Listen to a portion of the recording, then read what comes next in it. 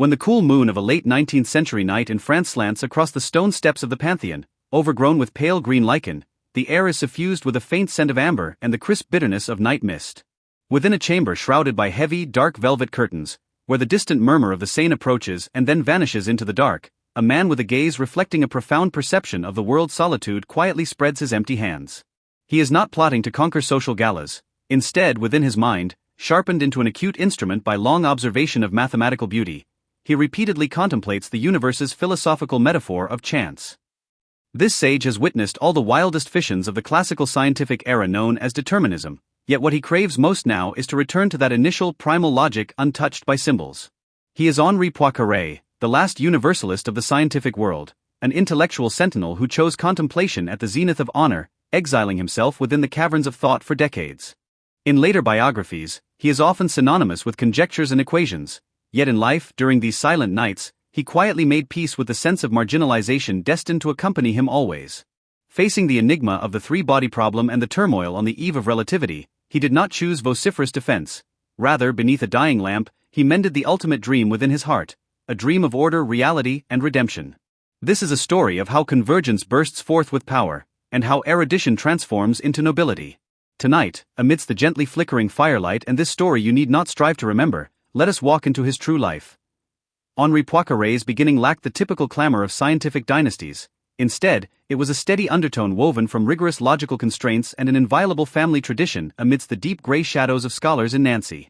As a youth born into the fertile soil of reason, and naturally hailed as a mathematical prodigy, he inherited a microworld that was chillingly austere, preoccupied with the interplay between macroscopic laws and microscopic details. In the France of that time, morning bells echoed with the resonance of classical professors' footsteps. In the corners of libraries reddened by hearth fires, he learned to use his vision to pierce through the geometry behind every physical phenomenon. Young, brilliant, and possessing an intellectual arrogance that drew stares from his peers, he rejected superficial socialization in the public square, turning instead to the embrace of volumes filled with natural laws, non-Euclidean philosophy, and celestial statutes, using them to measure the soul's breadth. This almost pathological pursuit of the truth of order became the first incurable psychological wrinkle in his life, and the sole armor with which he would later guard reality amidst chaotic times.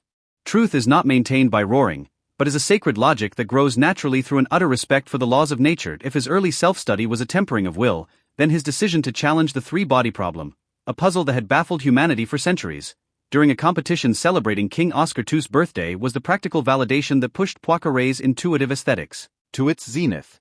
In that endgame concerning celestial orbits and the essence of chaos, fate dealt him the heaviest and most perilous stakes. Overturning all prevailing perfect determinism of the time, he resolutely transformed his searing intuition into an ultimate intellectual journey, replacing endless phenomenal guesswork with exhaustive rational calculations.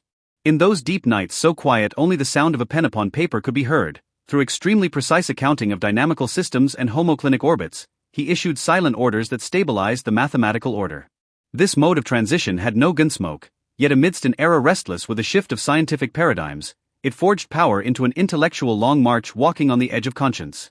At that moment, Poincaré was the most lucid and loneliest artisan on the European continent. Accepting all skepticism from traditional authorities with silence, this extreme focus made him like a marble clock tower, solitary and looming, yet unshakable. To the wise, the pinnacle of power often manifests as the penetration of truth. Henri Poincaré gradually realized that when he ultimately attained the title of polymath, amidst the philosophical explorations of conventionalism, what he gained was not merely stability, but a nihilism that saw through the rise and fall of all things. In his college stone room, filled with the fragrance of amber and stacked with comparative manuscripts of ancient Greek mathematics, he silently observed the details of scholars who had once promoted or betrayed him. He discovered that those scientific ideals, once so grand as to be arrogant, appeared fragile before the cold mirror of time, a fragility more potent than any divine oracle. This transition from participant back to watcher was fraught with intellectual struggle, yet it imbued him with a nearly transparent, cool serenity. He began returning more frequently to his faith's origin. In that secret chamber sounding only with the friction of an oil lamp, he began recalibrating those natural codes he had memorized countless times. In his last reflections he noted, "I used to think I was building an edifice. Now I find I am merely searching, amidst the desolate gaps of memory, for an intersection that allows the soul to cease its fall." This expansiveness, born from seeing through the transience of material ambition, became his hardest armor in his final hours, allowing him to face the impact of emerging disciplines and the curtain call of his era with the equanimity of a setting sun sinking into the sea. Henri Poincaré's final phase was spent in an extremely solemn silence imbued with a sage's luster. It was the eve of a dawn where the gods of classical thought were gradually receding. Paris's fine rain fell soundlessly, washing the stone steps into a translucent, somber gray. By now, the polymath's body had become extremely light from years of melancholy. His once majestic robes now hung loosely upon his frail skeletal frame, or rather upon a will that had almost become a shadow. He understood that the age of reason belonging to the classical order was approaching its end along with his increasingly slow, heavy breathing, and he, this gatekeeper of an era, would subsequently be buried within the dust of legends. In his final conscious moments, rejecting the suggestion to return to the capital for a final coronation, he requested the spirit wind carry him to that terrace overlooking distant cooking fires, to one last time hear an inner tide belonging to him alone, without an audience.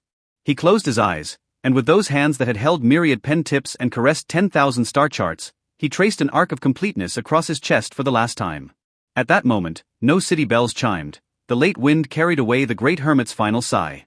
His passing marked the official close of that era in physical ideals known as the rational dawn amidst an exceptionally steady echo.